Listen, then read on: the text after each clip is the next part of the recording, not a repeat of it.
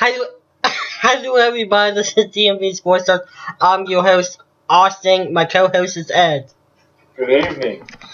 My guest of the evening is... I'm keeping this, I don't care. I'm keeping Welcome this. to the zoo, everybody. It's just a battle of facts. If I have bloopers, that be it. Anyway, my guest of tonight is Brian Snell. Welcome to the show. Thank you. I appreciate you having me on, bloopers and all. The first topic of tonight is the NFL. Any insights on that? Aside of that, I pose a question. How come people pay more attention to the Atlanta Falcons getting fined by the NFL for pumping in fake crowd noise, which should give you the state of what they're going through right now? And as soon as that came in, Deflategate just went out the window. Well, with the NFL, quite honestly, it's all about smoke and mirrors with any. Anytime that there's any type of controversy with the NFL, they always want to drum up something else to kind of take the focal point away. Point about Peterson Ray Rice situation, canceling each other out. Exactly. I mean, you look at the thing with Ray Rice is like, I still think that the league's trying to blackball him. Why do you think he was eligible to sign? There were plenty of teams, Denver Broncos, that could have used a guy like Ray Rice the last three games of the regular season, then into the postseason, and no one even called him. Why do you think that is? National Football League. I mean, they blackballed him. I say they blackballed him. Exactly. And he's still unsigned to this day. And actually the league's trying to file now to keep him out. They're trying to get the grand, because it went to a grand jury, and they're trying to get that overturned. I just don't, it's once you do something to get the league a black eye, they want you gone. I mean, Ray Rice hasn't done anything that 250 other players in that league hadn't done before him. The only difference is he did it with surveillance footage. The surveillance footage that the NFL claimed to never have seen until TMZ released it, which I think is complete and total. And you know what? And it's 10:30 at night. It's 10:30 at night, and this is our podcast. It's bullshit. It's bullshit. It's the league. Okay, who didn't smell that a mile away? Okay, Roger Goodell sat on it as long as he could until the public outcry happened. You know that. I know that. Absolutely. Okay. Moving on. The other thing that I want to know is, the other thing that I want to know is, have you noticed lately all kinds of bad stuff have been happening to key players on key teams in the NFL off the field? Does the name Ray McDonald come to mind? Yeah. Yeah, I think the way that the league is going, and you have a lot of big name Hall of Famers have all said it. The National Football League, as we know it, is gone, and it won't come back. It'll never come back. And at the rate that they're going with rule changes and this and that and the other, they're going to make themselves obsolete. I was talking with a former player, a two-time Super Bowl winner.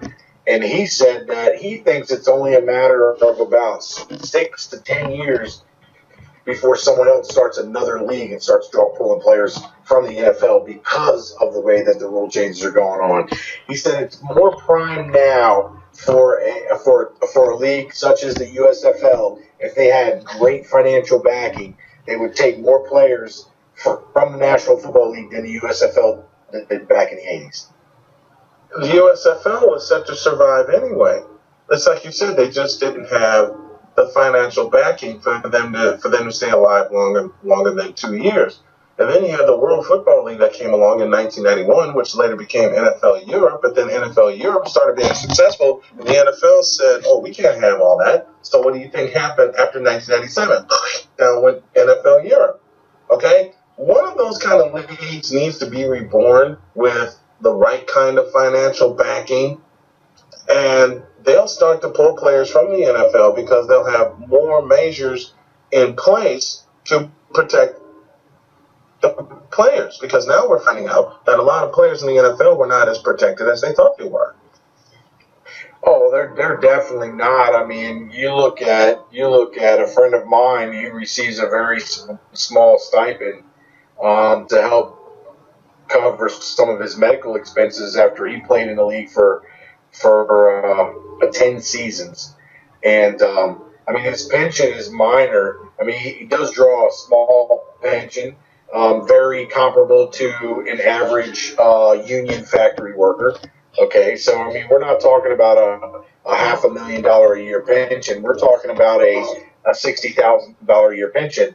However, they just started dealing money out of this stipend and helping with his medical expenses, because his medical expenses were getting up around 30-40 grand a year, and that's just for everyday stuff. That doesn't include any of the surgeries that he's had in the past. So you know, the league needs to do more to they need to do more for the older players. They need to do more for the older guys. Anyway, that's one of the reasons. That's another big reason why we think the league is going to go by the wayside. They're going to have to go belly up, because eventually the players, the old players that are suffering through all these injuries, they're going to get awarded even more money than they already have, and eventually I think it's going to sink the league. But other than what's going on in the league, go ahead. The other thing that I see happening, and you know, we've already spoken about the NFL being basically $1 billion business. When things of this nature start happening, and we saw with the Adrian Peterson case, sponsors began pulling out. It won't be long when folks find out, when the sponsors find out that the league is not taking care of their retired players or any players that played in the league for a significant amount of time or even a short amount of time. I referenced the Chris Borland retirement and the Jake Locker retirement. How much do you want to bet that they're not going to get taken care of the way that they should be taken care of, the same way the players that were there before them are not being taken care of? Well, I can tell you that any player that retired prior to like 1986 or something like that, they technically have zero pension. I don't know if you know that. The only pension that some of those guys have is what was set up by the NFLPA if they signed some NFLPA contracts, or some independent financial pensions that they have set up. So there's a lot of old players that don't draw pension because there was never one put in place. I deal with players on a regular basis, particularly, and I like dealing with particularly retired players and so forth. And I'll give you an example. A guy like Lenny Moore told me, I make more money in a month signing my name at events and functions than I ever made in a year playing football. The most money he ever made in a year playing football was, he said it was $70-something. 70-some thousand was the most money he ever made in 1 year playing football. We're talking about a Hall of Fame running back. Yeah, that's crazy, and that should tell you the state of the NFL right now, because it hasn't stopped. In fact, it's gotten worse. And something you mentioned about all the rules changes tailoring toward the offense, it just seems like defenses don't get rewarded anymore for their play. And it's not just the NFL that's going through this. The NBA is going through this. For God's sakes, look what's happening in Cleveland. You know, the narrative's out there. Everything is, if you think about it, in the NBA, the rule changes are all set up for players like LeBron James to rule the league. They play, all they have to do is play offense. They don't play any defense. They get voted onto the defensive team, just for popularity and effort. Effort is no longer rewarded on defense in the NFL or the NBA. You mean the fullback LeBron James? That's his whole thing where he takes 3 steps every time, he tucks the ball under his arm and runs down the lane and finishes with a layup or an emphatic dunk.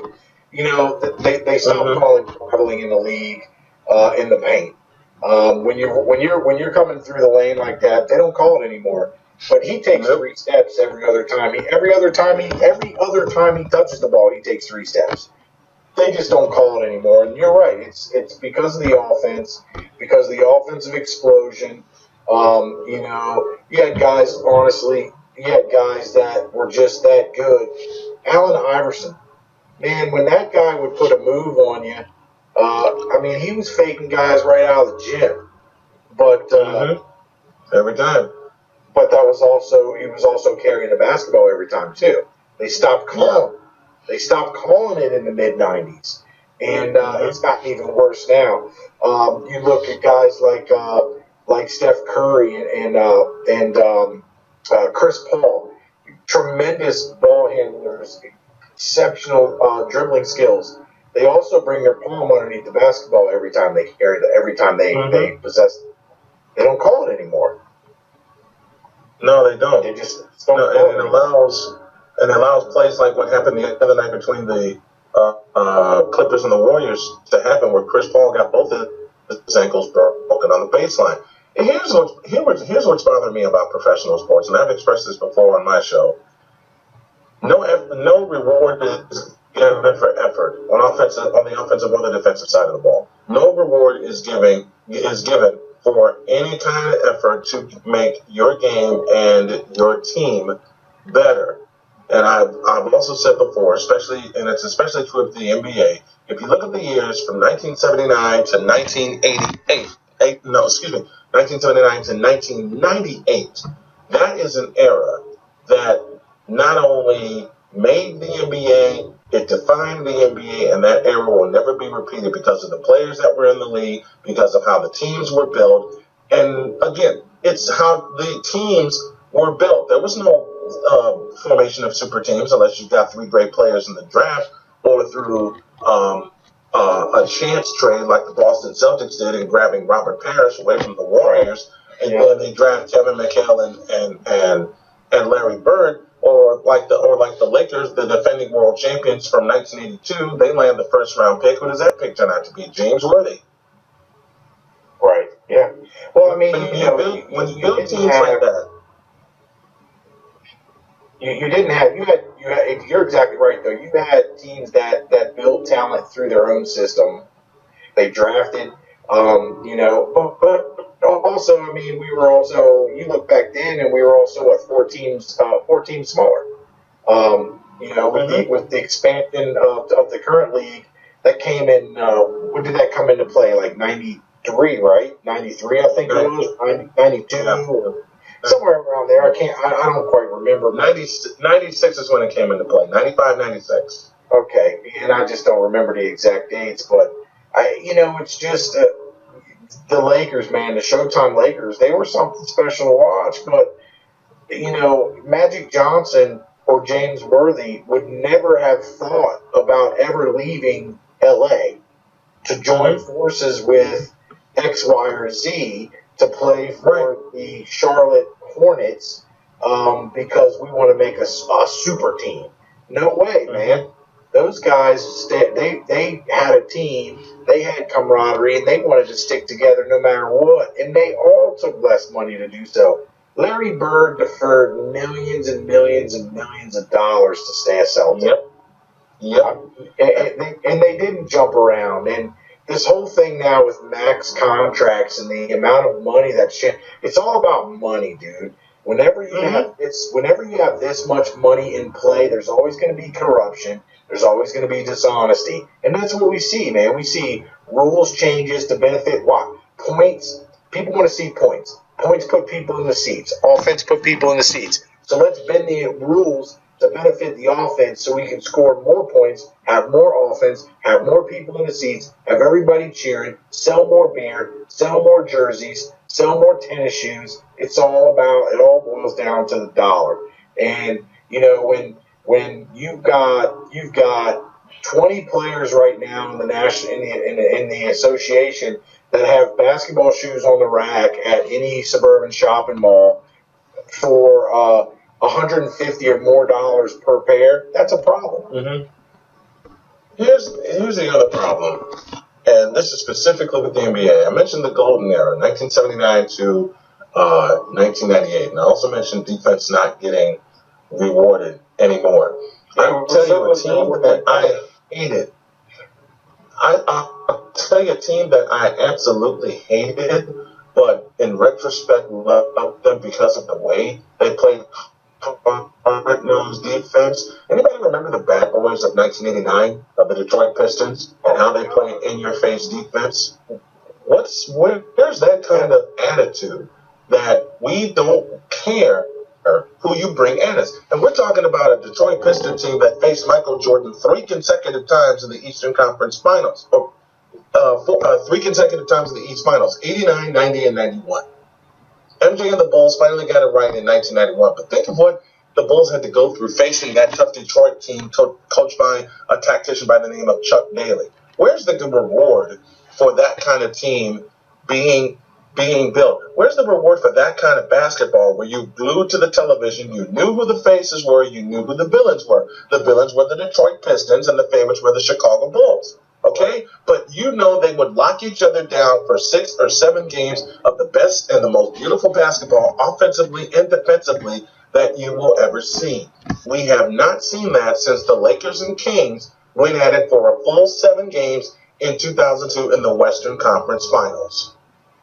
Yeah, I'll tell you. The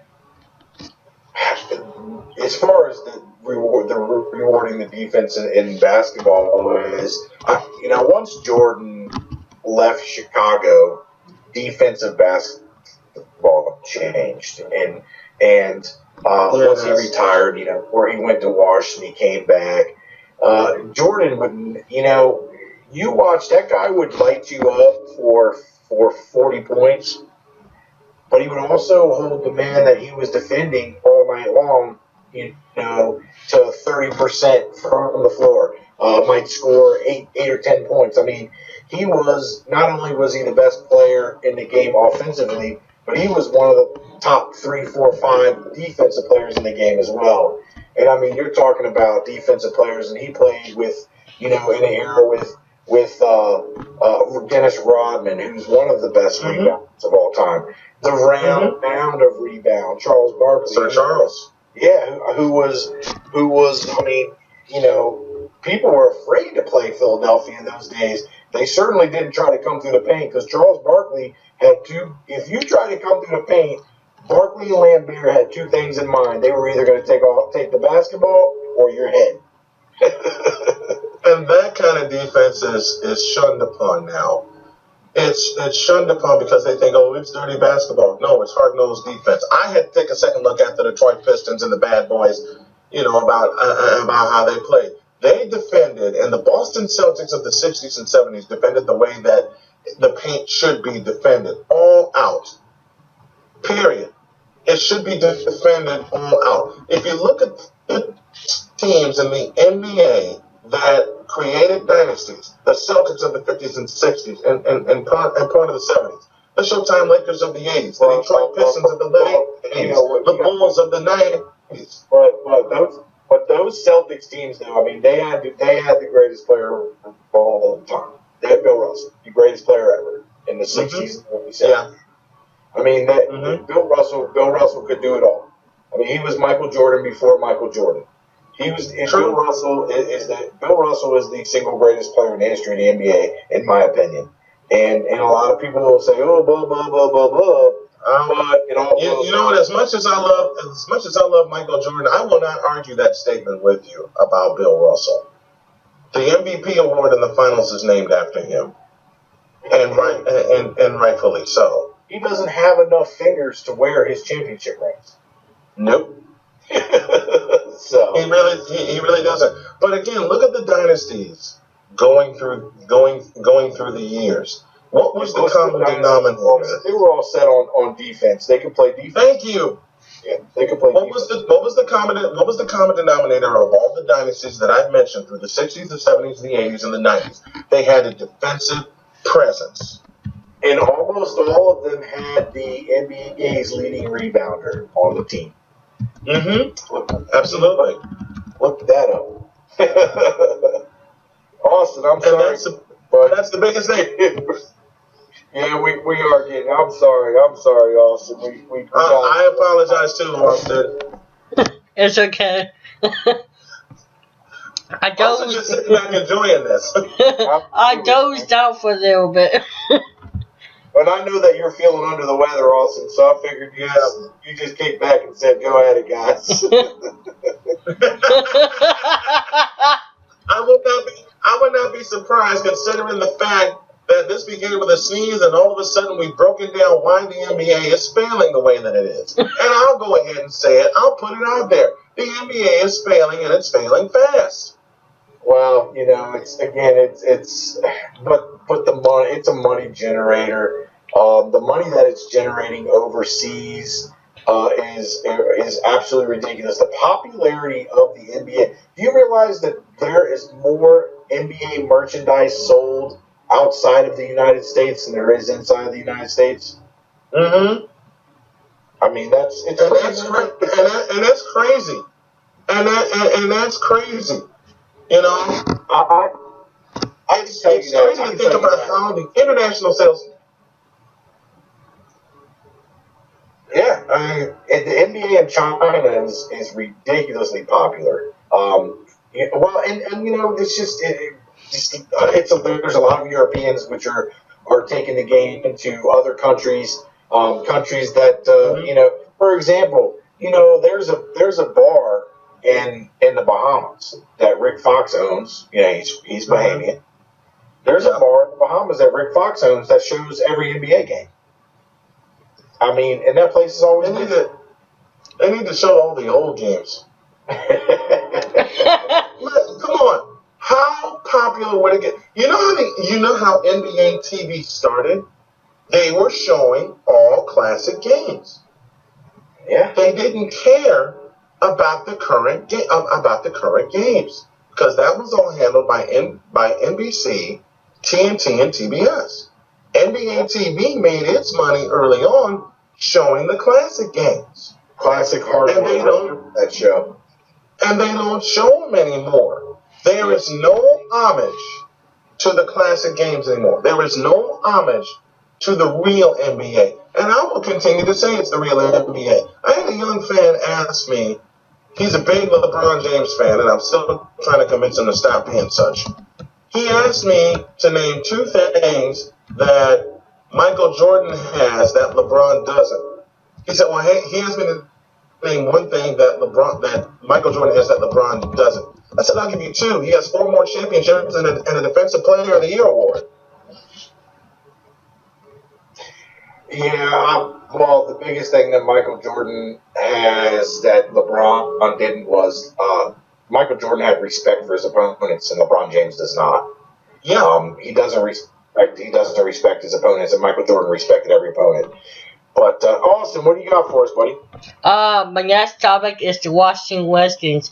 There's a big news surrounding the NFL about we got Dashing Goldson. He's a great free safety. Deshaun Goldson. Yeah. I'm gonna have to depart here because I'm gonna have to depart here, and I hate to do it, but if y'all are still on a little bit, I'll come back. Okay. All right, understandable. Well, Austin, we'll hit on the Goldson deal. Just a huge pickup there today for the Redskins that was announced. I mean, basically they gave up a 6th round pick. They get a starting safety and a 7th round pick, and the Bucs are eating some of the salary. I mean, come on. Just an excellent pickup. So now via free agency and a trade, we went from having no safeties to having a starting free safety and a starting strong safety. which means it looks an awful lot like. I think what's going to happen in the draft is if they don't have a dance partner, just trade for that number 5 overall pick. I think that they will end up either drafting an edge rusher or possibly taking a wide receiver. I do think that if they have someone that wants to step up and is offering up some good picks, they move up to the 5th spot. I do think that they'll move back in the first round and quite possibly could select either a linebacker, an edge rusher, or might go offensive line late in the first round. But I really like it's almost tactical. The new GM, he's almost done things. He's been very tactical, and he hasn't gone out, and he hasn't said, okay, and the best thing that the Redskins have done this year is not going after Ndamukong Suh, because 2 years ago, as soon as Suh hit the market, he would have been a Washington Redskin, because Dan Snyder would have just thrown the bankload out, and he would have taken the money. But I'm really, really happy with the direction that the Skins are going, and I'm interested to see what happens with the draft coming up. Well, let's go back to Ndamukong Suh. If they had signed him, it would be another Albert Haynesworth story, part 2. We won't want that to happen again. Well, I don't know that it would be Haynesworth part 2. The difference between Suh and Haynesworth is Suh has respect for the game, and he wants to be the best. Albert Haynesworth had no respect for the game of football. He had no respect for anyone else, and he just wanted to get paid.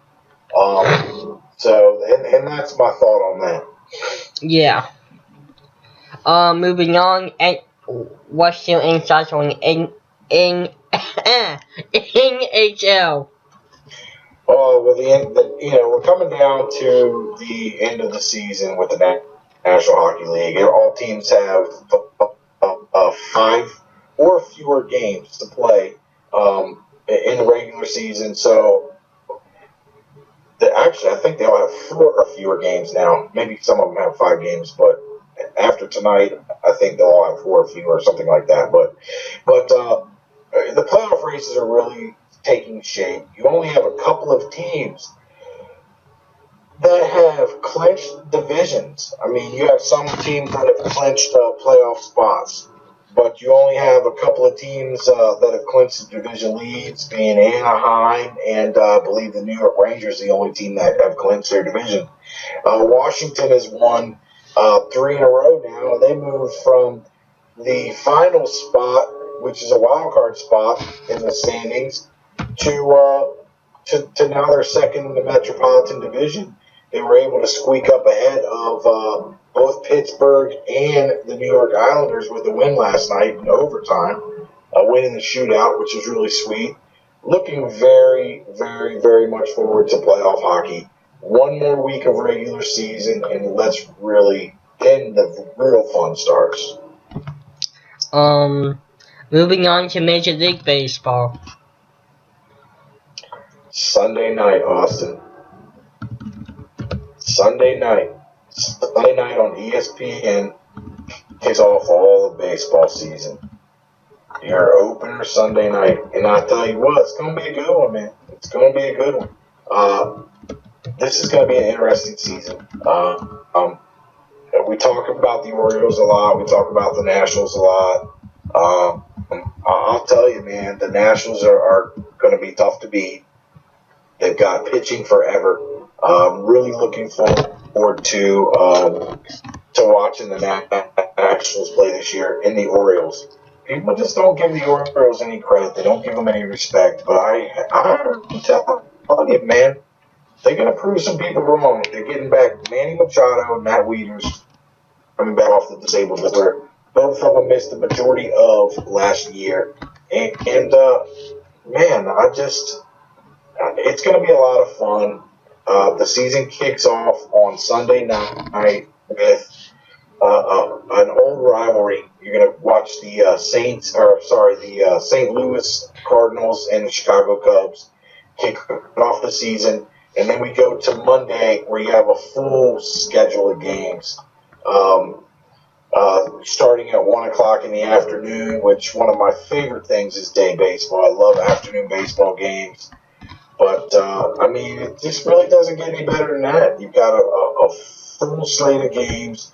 Check your local listings. I know the Yankees play the Blue Jays at 1 o'clock. The Phillies play the Red Sox at 3.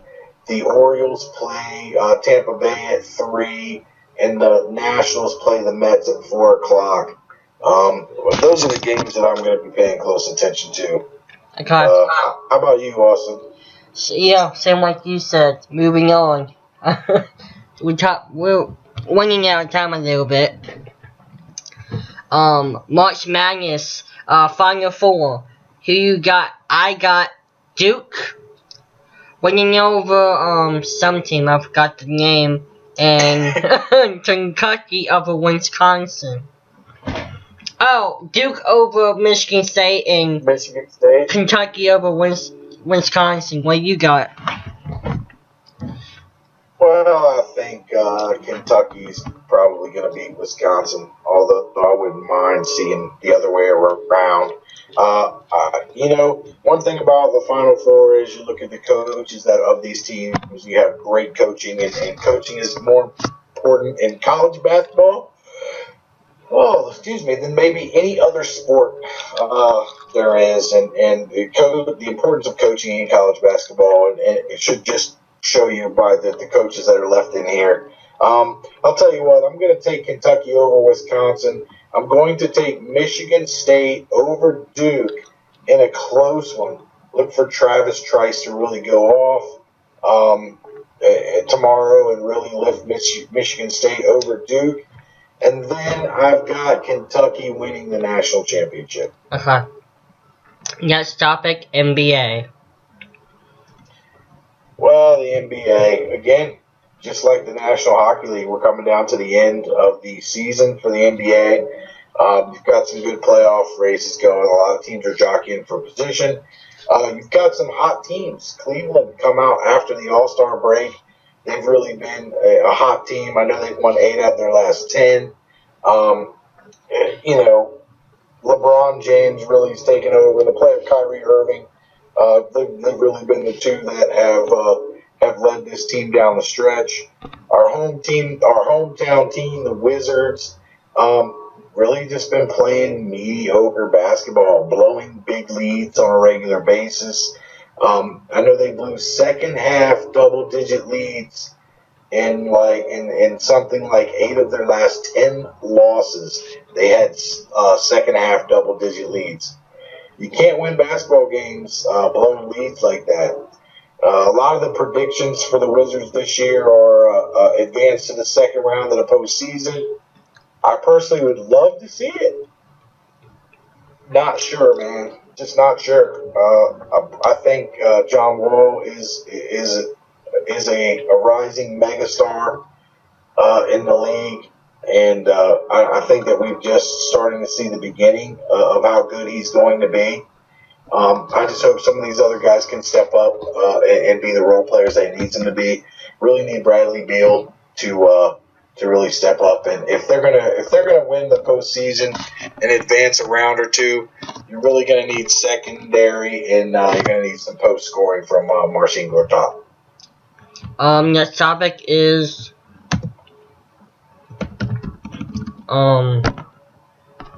golf. Here's the thing I gotta talk about golf. 3 days went into the Masters. Any thoughts on that? Well, I read that Tiger will play. I read that, and I don't know if that's good for Tiger. I don't know if it's bad for Tiger. I don't know if it's good for golf or not. I mean, if he comes in and he has a strong showing, and we'll see But I'll tell you, I'll take Rory McIlroy. That's my guy. I'm going to take Rory this season for the rest of the golf season. I'll take him in every tournament. Okay. Here's my. You there? Yeah, I'm here, buddy. Okay. Something's going on with my Skype. Okay, I don't care. Oh shit. What the hell is happening? Good God. You there? Yeah, I'm here, buddy. Okay. Something's just happening right now. Skype is messing up. My recording is not recording. Oh God. What happened? If I have to redo this, I'll be mad. Will it just stop recording now? No, thank God we're still recording. Okay, good, buddy. I gotta announce this. Viewers who listen to this, sorry about the confusing. Bandwidth is shitty tonight. So, apparently my, connection on my computer is not that good. Yeah, sorry for confusing and yada yada yada. Moving on. My prediction. My predictions on the Masters is simple as this: Tiger Woods ain't gonna win. We all know that because he's just coming off our layoff drought he just had. He hadn't played since I have no clue when the last time he played. He ain't gonna win. My top pick is gonna be. I read that he shot a 74 today in a practice round, so. That's not bad, but ain't good. I heard that Bubba Watson wants his third green jacket, so I'm rooting for Bubba Watson again. Alright, Austin's going for Bubba. I'll take Rory. Moving on, as you would say. Yeah, moving on. Let me give you a topic this time. Let me welcome you into a topic that I know you are very familiar with and you enjoy. Let's go to NASCAR, Austin. What's shaping up for this weekend's NASCAR events? Last week NASCAR completely. Martinsville was a great race.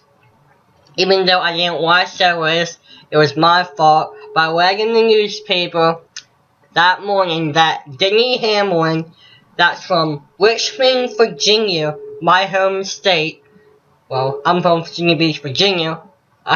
So I'm from Virginia, so don't win now. Anyway, Denny Hamlin won that race.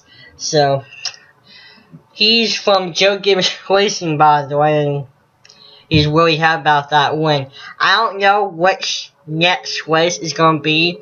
I think it's Richmond, I believe. I'm not really sure. I gotta find that out very soon on the next podcast. But anyway, your insights? Yeah, I mean, you know, I'm not a big a NASCAR fan as you are. I do believe the race is in Richmond next Sunday or this Sunday. I'm not sure myself, but you know, hey, I like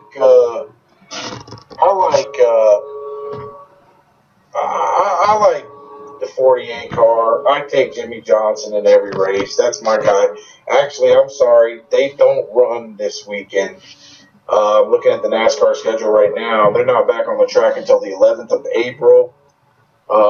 They're going to be in Fort Worth, Texas for the Duck Commander 500 at Texas Motor Speedway.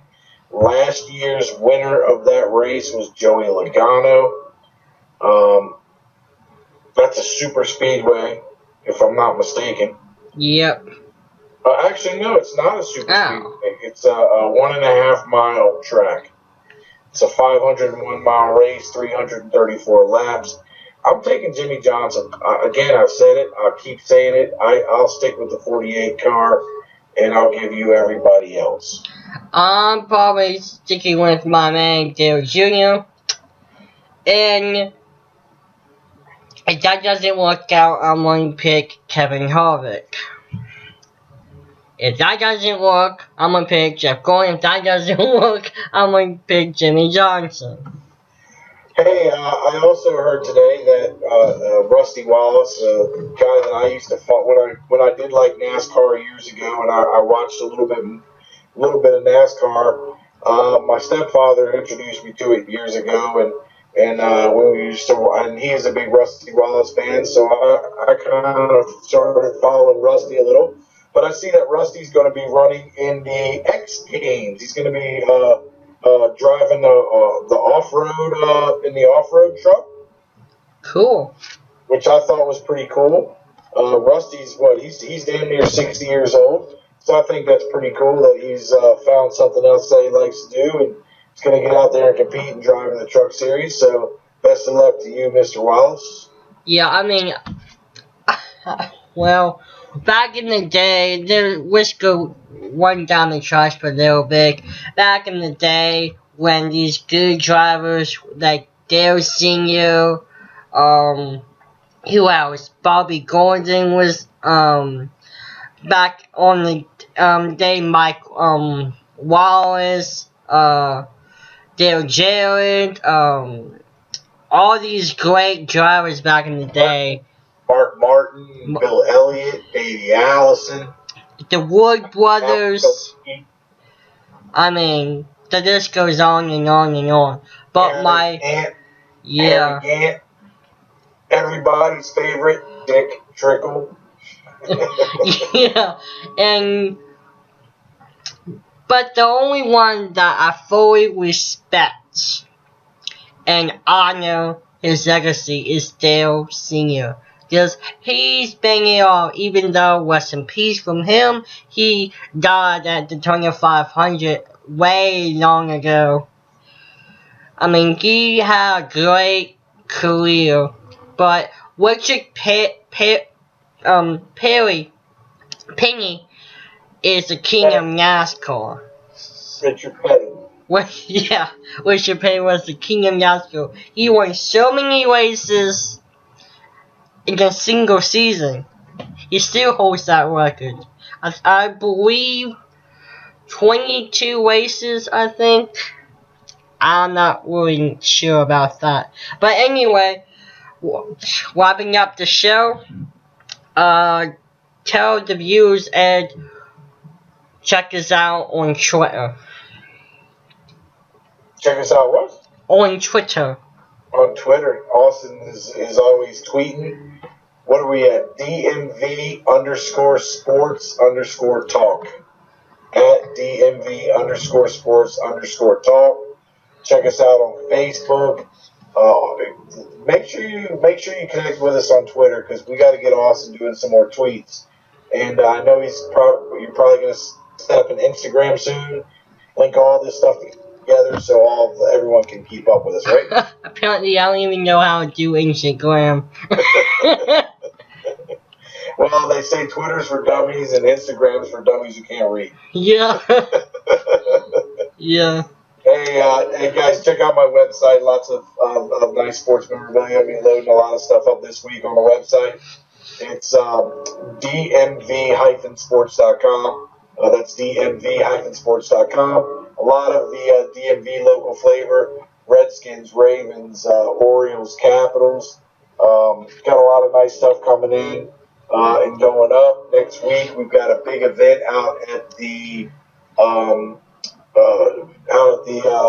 the fairgrounds in Chantilly, at the Chantilly, the Chantilly, Virginia.